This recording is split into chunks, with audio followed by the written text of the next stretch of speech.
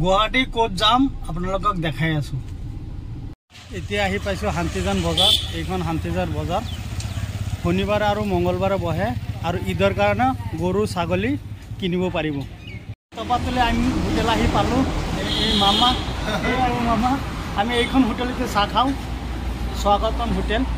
ঠিক আছে, আপোনালোক আহিব। গুৱাহাটী আহি পাইছো, গুৱাহাটী বেলতলা। ইফালে গ'লে বেলতলা চাৰিআলি পাব আৰু ইফালে গ'লে আপুনি লাজগড়লৈকে পাব। আৰু আমি আহিছোঁ গাঁৱত যেন CSB থাকে, CSBৰ হেড অফিচ কোম্পানী। এই কোম্পানীৰ এড্ৰেছটো হ'ল আপোনাৰ ইণ্ডিয়ান অইল তেল ডিপুটোৰ কাষেদি ৰাস্তাটো গৈছে। ৰাস্তাটোৰ নাম হ'ল সেউজীয়া পথ। 100 মিটাৰমান ভিতৰত যাব লাগিব আৰু এই 5 মহলীয়া হোটেল এখন আছে, চাইছে নহয় এই হোটেল। আৰু সেই বিল্ডিংখন আমি অলপ দেখাই আছোঁ।